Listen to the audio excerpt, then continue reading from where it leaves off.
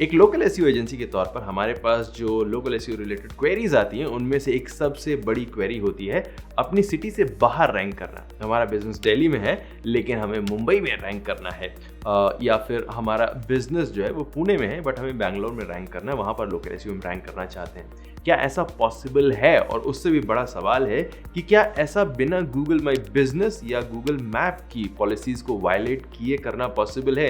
क्या एक शहर का बिजनेस किसी दूसरे शहर में रैंक कर सकता है? इन सभी सवालों के जवाब हम ढूंढेंगे आज के वीडियो में। Hello everyone, I am Amit Tiwari for amittiwari.net और आज के वीडियो में हम लोकल एसईओ बिजनेसेस को उनके एरिया के बाहर या फिर नॉन लोकल बिजनेसेस को लोकल बिजनेस के तौर पर रैंक करने के बारे में डिस्कशन करेंगे। आज के वीडियो के स्पॉन्सर है नोटेक्स। नोटेक्स एक पुश नोटिफिकेशन सर्विस है जो डेस्कटॉप और मोबाइल दोनों पर काम करती है और नोटेक्स की यूनिक इन हाउस टेक्नोलॉजी आपको देती है बेटर सब्सक्रिप्शन रेट और बेटर डिलीवरी रेट। नोटेक्स से आप वेब और इन ऐप पुश नोटिफिकेशन भेज सकते हैं। आप ऑडियंस को उनके टाइम जोन के हिसाब से टारगेट कर सकते हैं ताकि ऐसा ना हो कि ऑडियंस को आप नोटिफिकेशन आधी रात को भेजें। और इसके अलावा आप real time stats, API integration और बहुत सारे फीचर्स भी पाते हैं। You can try Notix without removing your current push notification provider. And best thing क्या है, 30,000 सब्सक्राइबर्स के नीचे नोटेक्स एब्सोल्युटली फ्री है और अगर आप मोनेटाइजेशन प्लान ले लेते हैं तो फिर आपको नोटेक्स से रेवेन्यू भी मिलेगा। So try Notix today, link is in description. Local SEO एक ऐसी ब्रांच है जिसमें अगर आप क्रिएटिव होकर काम करें तो वेबसाइट और बिजनेस दोनों को बेनिफिट हो सकता है। लोकल कीवर्ड्स को टारगेट करने का एक सबसे बड़ा फायदा होता है commercial intent. Local search pack हमेशा कमर्शियल इंटेंट वाले कीवर्ड्स पर ही दिखाई जाता है, इसीलिए अगर आप इन कीवर्ड्स के लिए रैंक करते हैं तो कन्वर्जन के चांसेस बहुत ज़्यादा होते हैं, रेवेन्यू के चांसेस बहुत ज़्यादा होते हैं, आपका जो ट्रैफिक है वो आपको एक्चुअली में इनकम करके देता है। But it's not easy. Local SEO का सबसे बड़ा हिस्सा गूगल माई बिजनेस या गूगल बिजनेस प्रोफाइल होती है और सबसे बड़ा फोकस भी गूगल बिजनेस प्रोफाइल पर ही होता है। एंड अधिकतर बिजनेसेस और इवन एसईओज के लिए अकेले गूगल लिस्टिंग को ही रैंक कर पाना एक बड़ा चैलेंजिंग टास्क होता है, इसीलिए वो इस एंटायर लोकल एसईओ वाले पॉइंट को इग्नोर कर देते हैं, क्लाइंट्स को कई बार बताते भी नहीं। नाउ अगर इसी में पॉइंट ऐड कर दिया जाए कि आपको ऐसी लोकेशन पर रैंक करना है जहां पर आपके बिजनेस का फिजिकल ऑफिस या एड्रेस या स्टोर या शॉप नहीं है तो जवाब एब्सोल्युटली नॉट में हो जाता है। या फिर फेक लिस्टिंग की तरफ लोग फोकस करते हैं, बट मैं फेक लिस्टिंग या स्पैम लिस्टिंग के बारे में बात नहीं करूंगा। हम लोग लॉन्ग टर्म स्ट्रैटेजी को देखेंगे जो बिजनेस को बढ़ाएगी उन एरियाज में भी जहां पर आपकी फिजिकल प्रेजेंस नहीं है, आपका ऑफिस, स्टोर, शॉप वगैरह नहीं है। नाउ फर्स्ट स्टेप इस जर्नी का होगा अपनी वेबसाइट को ऑप्टिमाइज करना। एक होती है वेबसाइट, एक होती है अच्छी वेबसाइट और उसके बाद होती है लोकल एसईओ कैटेगरी की अच्छी वेबसाइट। जब भी आप सर्च करते हैं ना बेस्ट डेंटिस्ट नियर मी या फिर best dentist in my city, सबसे टॉप में गूगल माई बिजनेस के 3 लिंक जरूर आते हैं, लेकिन उसके बाद वेबसाइट्स के लिंक होते हैं। बिना गूगल प्रोफाइल के या गूगल बिजनेस लिस्टिंग के आप यहाँ पर रैंक नहीं कर सकते हैं, लेकिन इस एरिया में जरूर रैंक कर सकते हैं। It is easier than you think because जो बिजनेसेस गूगल लिस्टिंग पर फोकस कर रहे हैं वो कई बार ऑर्गेनिक सर्च को भूल जाते हैं। वैसे ही जैसे पीपीसी कैंपेन वाले बंधु हमारे ऑर्गेनिक सर्च को भूल जाते हैं। कुछ यूजर्स एड्स पर क्लिक करेंगे, कुछ जीएमबी लिस्टिंग्स पर क्लिक करेंगे और जो बाकी बचेंगे वो हमेशा ऑर्गेनिक पर ही आएंगे।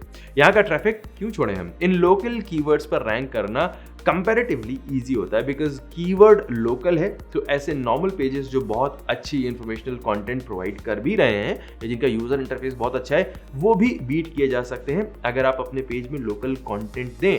That's why we are talking about website optimisation. जिस भी सिटी या स्टेट को आप टारगेट करना चाहते हैं वहाँ के पॉपुलस एरियाज के लिए लोकल पेजेस वेबसाइट पर बनाइए। लेट्स से कि आपका बिजनेस है मुंबई में, हैंडीक्राफ्ट शॉप है आपकी, बट आप दिल्ली में कस्टमर्स चाहते हैं, दिल्ली से कस्टमर्स को लेना चाहते हैं। सो पेजेस कैसे होने चाहिए वेबसाइट में? Handicraft items in Karol Bagh Delhi, handicraft items for sale in Greater Kailash, 50% off on handicraft items in Punjabi Bagh और मोती बाग या छतरपुर। ये सारे पेजेस आपकी वेबसाइट पर होने चाहिए।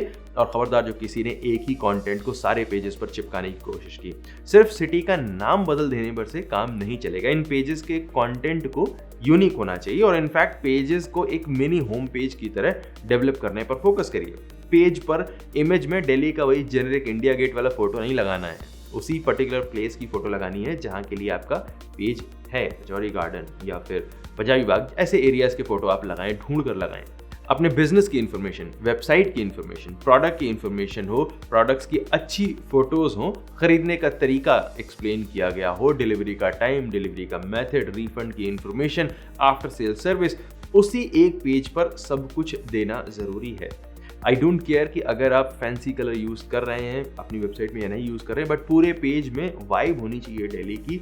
चाहे आपका हैंडीक्राफ्ट स्टोर मुंबई में है या फिर बैंगलोर में है या कोलकाता में है, पेज दिल्ली वाला फील होना चाहिए। Make it this way and ये कम बैकलिंक्स के साथ में भी मस्त रैंक करने लगेगा। हमारी एजेंसी रेगुलरली यही करती रहती है। In fact it's a little secret कि आप जो छोटी ई कॉमर्स वेबसाइट्स होती हैं उनको आप इस तरह से रैंक कर सकते हैं। लोकल एसईओ एजेंसीज फोकस कर रही होती हैं जीएमबी पर, ऑर्गेनिक सर्च खुला पड़ा होता है। You can easily promote your small e-commerce websites and make some great sale of your products.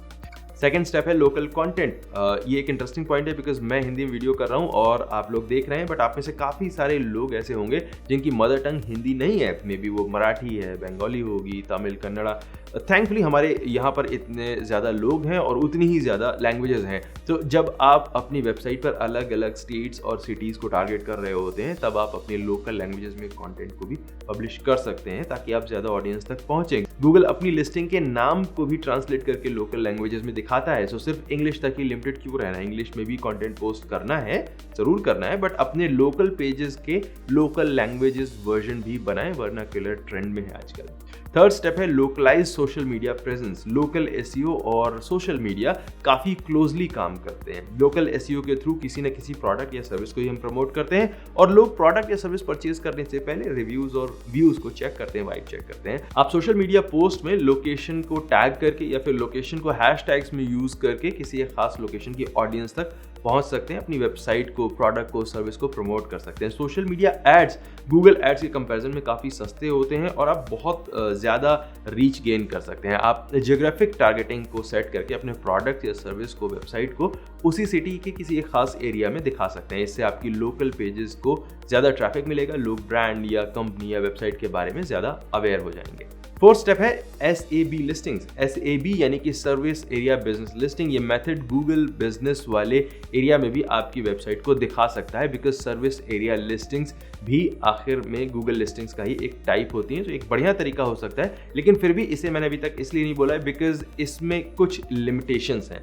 Like service area business listings में आप एक लिस्टिंग के साथ में सिर्फ एक ही एरिया को टारगेट कर सकते हैं, एक से ज़्यादा सिटीज़ में ये रैंक नहीं कर सकती है। और इसके अलावा एक सर्विस एरिया लिस्टिंग अपने सेट किए हुए एड्रेस से 30-35 किलोमीटर की डिस्टेंस तक ही रैंक कर सकती है।